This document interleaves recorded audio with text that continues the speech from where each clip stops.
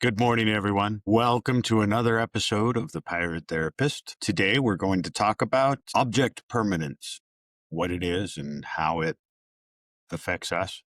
But first, I would like to welcome you all back for another episode. I appreciate your attendance.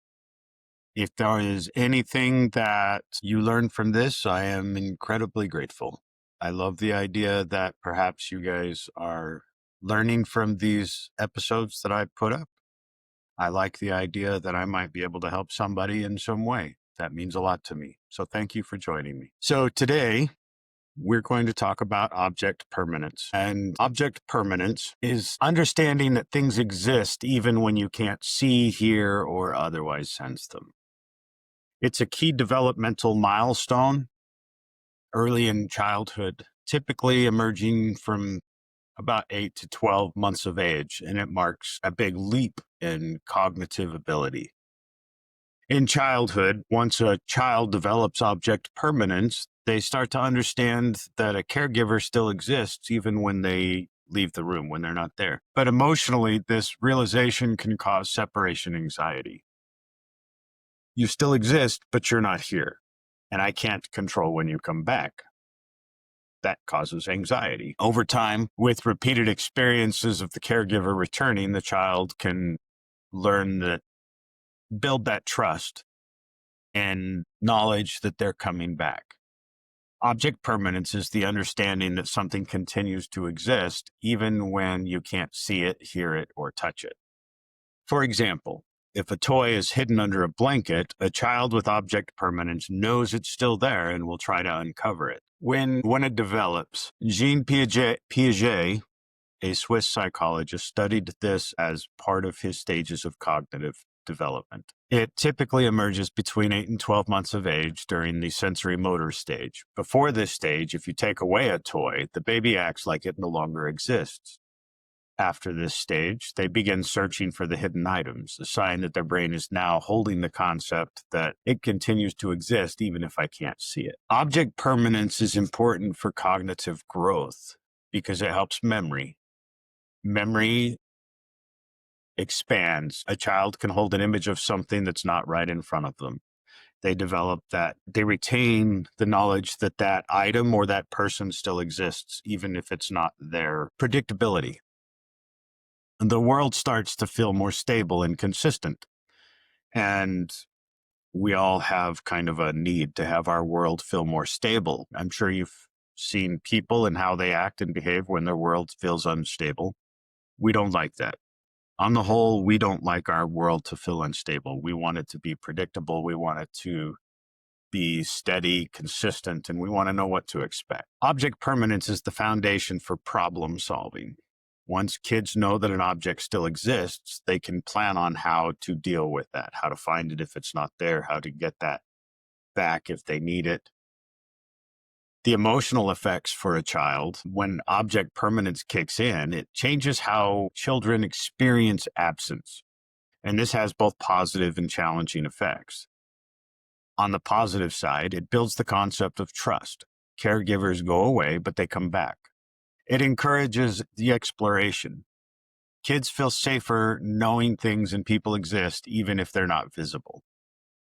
Some of the challenging parts of object permanence is it can trigger separation anxiety. Now that they know the parent is still somewhere, they may cry or protest the absence of someone when parents drop their children off at the babysitter or daycare. They might panic a little bit because they understand that you didn't disappear, that you left. And that's a different issue for kids. It can cause frustration. They know the toy exists, but they can't reach it, leading to even louder demands or bigger tantrums trying to get what they want. Peekaboo is a fun little exercise. It's more than a game. For babies, without object permanence, your face disappears and then magically returns. For babies developing it, the anticipation builds because they know you're behind the hands and they're waiting for the reveal. Why is emotional permanence a social and emotional foundation? Understanding object permanence is the first step towards emotional permanence, the belief that people and relationships persist over time. This early trust and consistency lays groundwork for secure attachment later in life. In adulthood, object permanence shifts from being about physical objects to being about more emotional connections. What it means beyond childhood in adults, object permanence isn't about knowing that the toy is under the blanket, knowing that it still exists. That part's already been settled, it's determined. Instead, it's about trusting that people, feelings, commitments, and even opportunities still exist, even when you can't see proof of them in the moment. Forms of object permanence, emotional object permanence, believing someone still cares for you, even if they aren't currently expressing it. Example, your friend hasn't texted in a week, but you trust the friendship is still intact. When object permanence is weak, this can lead to anxiety. If I'm not hearing from them, maybe I don't matter anymore. Goal and object permanence. Holding on to the belief that long-term goals are still worth pursuing, even during the slow and invisible progress. Example, training for a marathon when you're months away from race day can be hard. Without this motivation, it can collapse when you don't see the immediate results. Self-worth permanence. Maintaining a sense of your own value even when you're not actively achieving or producing or being validated. Knowing that you're still competent even if you make a mistake at work. Self-worth is important.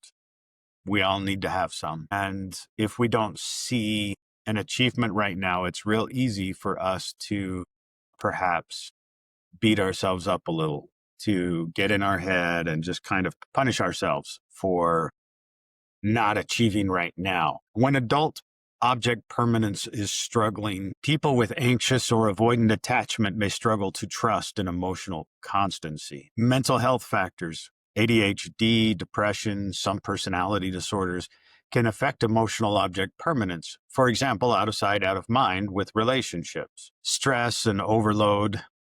In high-pressure situations, people can lose sight of the bigger picture and react as if something is permanently gone. Why does this matter? Resilience allows us to navigate uncertainty without panicking. Relationship stability, trusting emotional bonds makes for healthier communication. Motivation, believing in unseen progress keeps us going in long-term efforts. Self-trust, even in the absence of proof, you trust that your decisions and values still hold. Now, weak object permanence in adulthoods. Weak object permanence in adulthood means you struggle to hold on to the belief that people, emotions, responsibilities, and opportunities still exist or still count when they're not visible, active, or directly in front of you. It's the adult version of out of sight, out of mind, but with much bigger emotional and practical consequences. How it shows up in relationships is needing frequent reassurance to feel secure, worrying a relationship is in trouble if there's a gap in communication, feeling disconnected or abandoned when someone's not actively engaging in interaction with you, even for just short periods. Out of sight often feels like out of mind.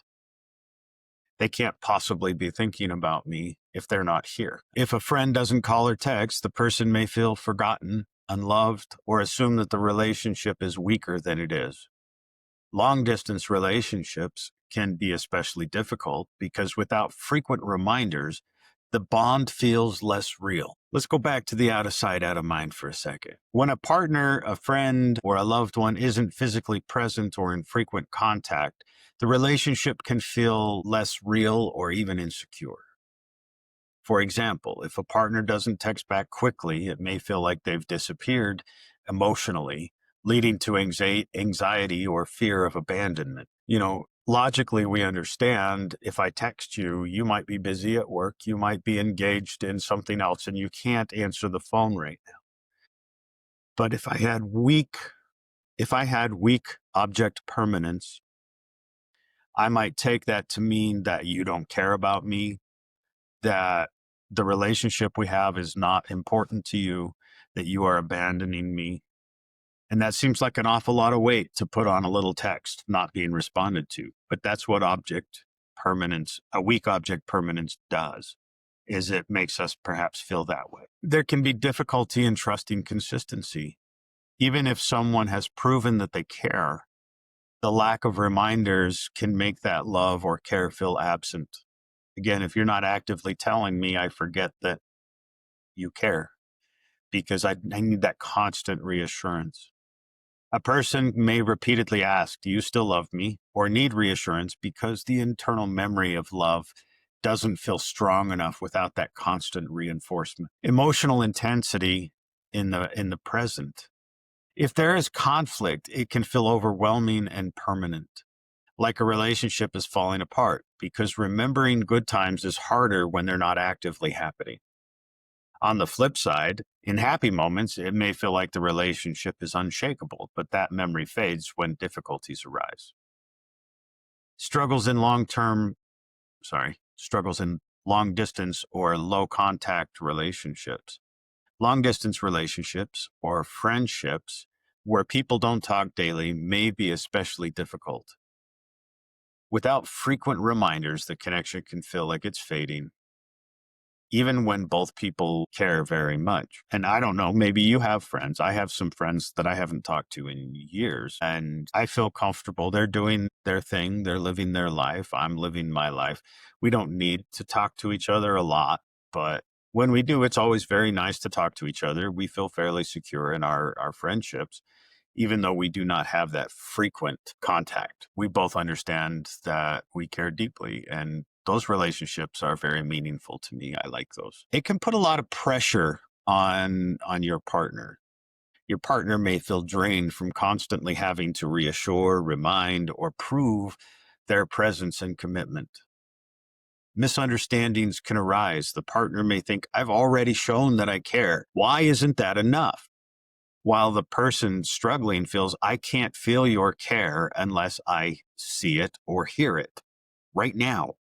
I need to have it on demand. I need to have you right there telling me anytime I question, I need you to reassure me in order for me to feel better. Consequences in relationship, emotional exhaustion, anxiety, roller coaster of reassurance seeking. For your partner, it can feel like you don't trust them, like you require everything from them.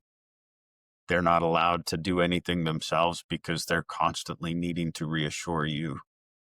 It can make them feel like they're misunderstood all the time. In the relationship itself, cycles of miscommunication, unnecessary conflict, or eventual distance if the dynamic isn't managed. In daily tasks and responsibilities, if someone isn't visible, it may not get done. If something, not someone. If something isn't visible, it may not get done. Bills, laundry, deadlines, anything left out of sight can slip away.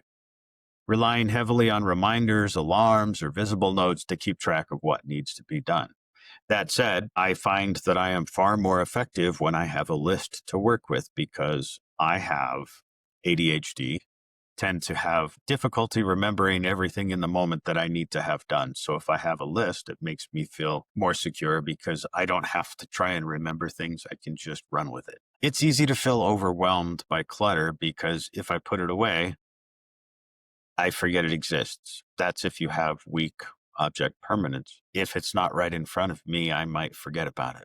Now, with emotions and motivation, emotions in the moment feel permanent. For example, I'll always feel sad, angry, anxious because the memory of feeling better isn't as strong. When motivated, I can take on a lot, but when the motivation fails, it feels impossible to recall the positives of when I was motivated. I can't remember those positive achievements, the way I felt, the way I was confident, the way I was handling things in a very positive and direct way. When that's not actively happening, it's hard for me to remember that with weak object permanence. It can lead to struggles with consistency. If someone isn't actively present, it doesn't feel real. It feels like they were pretending or they don't really care. They were just trying to, it's easy to negate people's feelings when they're not present and actively reassuring me.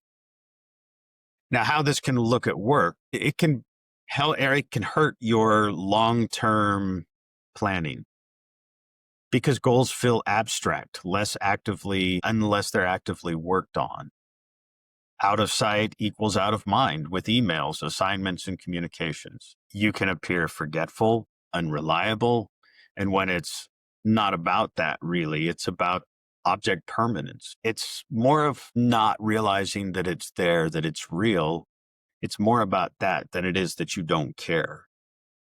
That is quite often very separate. People can care a lot, but with weaker object permanence, they can forget about something that's not directly being worked on. If a task or a deadline isn't tracked on a list or a calendar or with reminders, it's easy to slip away. The impact can be missed deadlines, forgotten assignments, or panicked rushing in the last minute trying to get things done. For example, an email with an important request gets read, but once minimized or closed, we forget about it. Prioritization and follow through. Difficulty keeping long-term goals in mind when they're not actively in front of us may make it more difficult. May hyper-focus on what's urgent or visible while neglecting the less immediate but still important tasks. Because I'm afraid I'm going to lose this as soon as I minimize the window or close the email, I'm going to hyper focus on that and I'm going to do that. But then that can lead to me not doing the other things that I'm not actively engaged in.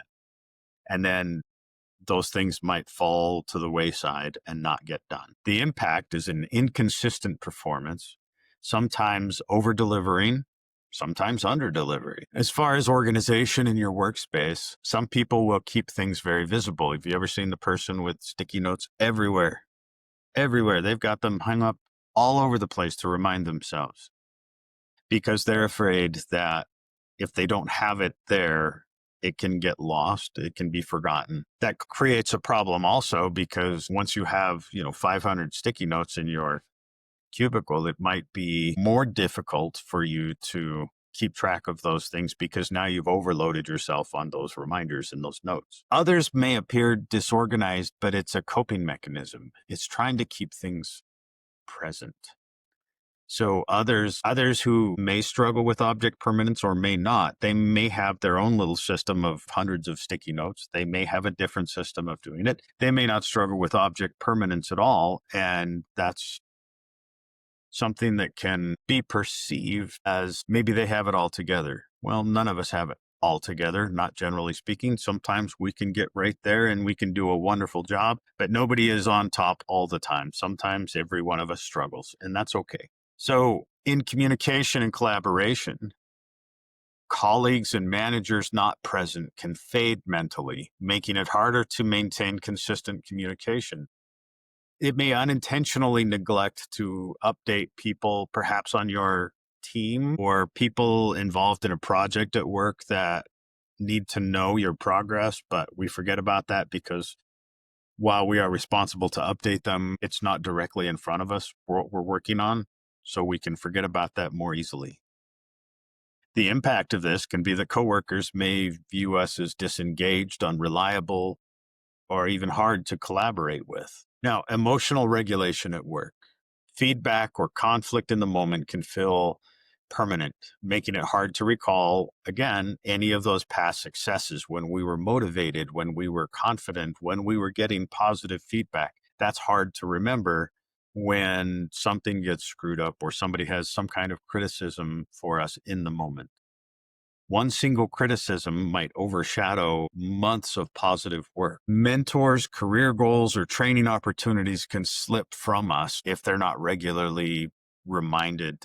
We can forget trainings. We can forget that we are supposed to do one thing or another as required by our employer, or maybe for our own personal professional growth. We may have set requirements and goals for ourselves that we forget about if we are not constantly reminding ourselves. And this can lead to slow career progression or even missed opportunities altogether. So in the workplace, a weak object permanence often looks like forgetfulness, disorganization, and inconsistency. But it's really not about being unreliable or anything like that. It's more about being able to focus on what's in front of you and forgetting about the other things. If we can remind ourselves and remember those things, then it looks a little better and it's a little easier to move forward and get that professional growth in our workplace. It can affect us by losing motivation in long-term projects if we don't get constant feedback or see visible progress. Forgetting about commitments if they're not on your calendar right in front of you. It's easy to do. I've done it. I would assume a lot of people forget about things if they don't take notes, if they don't schedule it, if they don't put it down. That might just be me. Again, I have a squirrel brain. I am prone to doing that at times. As far as your self-worth, it's easy to feel invisible or unimportant unless you get some acknowledgement of what you're doing. If you can get immediate feedback, we feel fine. But that fades quickly when that feedback stops. It's easier for us to feel unimportant or invisible unless we can see progress, unless we're achieving, unless we're being acknowledged. It makes us question our value when that feedback is not there. Or if we go for a period of time where we don't necessarily see a lot of progress, even though we're working, that can still make us question our self-worth. So weak object permanence in adulthood can come from a mix of developmental, psychological, or situational factors, like our attachment style. Anxious attachment can create doubt about emotional constancy. Avoidant detachment may limit emotional recall when apart. ADHD. Hi. Difficulty in holding on to tasks or priorities that aren't immediately present or stimulating. If I'm in it, I'm in it. I got both feet. We're going. Let's do this. It's hard to do that if it's not directly in front of me. I need to have those reminders. Trauma history. Inconsistent care in childhood can wire the brain to assume that not present means gone forever. High stress. When overwhelmed, the brain tends to focus only on the immediate stimuli, pushing out anything that's not right present in that moment. The emotional consequences of a weak object permanence can be heightened anxiety. Absence can be interpreted as the loss of that person or even danger. Overreaction. Small delays or gaps, they can trigger big emotional responses. Relationship strain. Partners or friends may feel pressured to provide constant reassurance. A cycle of doubt. Absence goes to worry, which goes to demand of proof, which goes to temporary relief. But then when that relief comes, then that reminder stops. And then we go back to the absence, and then to the worry, and then to the demand of proof, and we create this cycle. Now, how can we strengthen this? We want stronger object permanence. So we can build evidence banks, keep reminders of times that people have returned. Project succeeded, progress happened after a pause. Create visible cues, notes, photos, sticky notes, tokens that keep the absent people or goals in the top of the mind. We don't need the person there always if we have something that can help remind us that they care. Practice delayed gratification. Set small challenges where you intentionally wait for something you want. An example of this might be, I really want a new bike. Okay, I could go buy one on a credit card. I could go buy me a new bicycle and I could have it right now. But practicing delayed gratification would mean, well, how about if I set aside money each paycheck until I have the money to pay cash for it? It will take a little bit more time, but then I will get that bike. I will not owe any money. I will not have to pay any interest. And that's positive. But practicing that delayed gratification also decreases that need for instant gratification, for that need to have what I want right now. Use check-in routines. Scheduled touch points to reduce anxiety. When will I hear from them again? If they went on a business trip, I don't need to panic. I know when they're coming back. If I can just remind myself they'll be home this Friday, then we can sit down, we can talk, we can go on a date, we can spend time interacting with each other at that point. Again, that's a type of delayed gratification. Just acknowledging I know when they're coming back. They're not available right now, but at this time, I can look forward to this and spend time with them. Address the attachment or trauma patterns that make the absence feel unsafe. Therapy is a good way to do that. Go find yourself a therapist that you click with. Go find someone that makes you feel connected to therapy-wise. And that's important. You need to have a therapist that you can connect with, that there's a basic understanding. It doesn't mean they're a bad therapist if you don't click with them, but you do need to have a therapist that you click with. We have different personalities, and some personalities work very well together, and some can clash a little bit. And we don't want to have to overcome clashing with our therapist to be able to do the work. We want to jump in and do the work with someone that we can connect with and feel like they can help us progress. Keep the evidence building, keeping reminders of past times where you've succeeded, where you've done things, where people came through for you, where all that positive work that you did is coming about and it's happening. Keep those reminders. Those can be certificates of achievement. Those can be diplomas. They can be a lot of things to show you that your efforts matter, that you were there, and it still counts for you in the moment. Consider the most likely non-catastrophic explanations when something isn't visible right now. This is working on your perspective. I understand that if you're not here, you still exist. It doesn't mean you don't care. But I want to look like if I text you and you do not respond to me, I should go to considering what is an explanation that is non-catastrophic that might explain why you're not answering. Oh, you're at work. You may not have your phone available for you to look at to even see my text, let alone respond. Just shifting your perspective and practice looking for the least catastrophic explanations as to why someone isn't immediately responding. Schedule the check-ins for relationships. Even small, inconsistent points of contact can reinforce trust. If you're worried that somebody is slipping out of your life, take a minute, give them a call and say, hey, I'm just thinking about you. That makes them feel good. It reinforces that connection with you and them, and it's good for both of you. Notice when your anxiety is triggered by absence, and remind yourself, lack of proof is not proof of lack. Does that make sense? Secure attachment. You believe people still care for you even when they're not actively showing. It's generally pretty easy to accept that your parents care about you. Even if you're an adult and you don't live with them anymore, it's okay it's a little easier for parents because we kind of grew up with them. We know they care. They've been with us through the good, the bad, the ugly, all of it.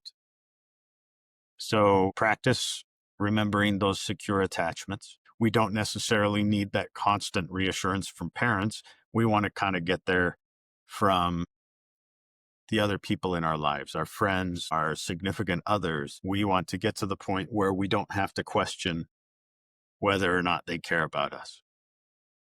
An insecure attachment, which is an anxious attachment style.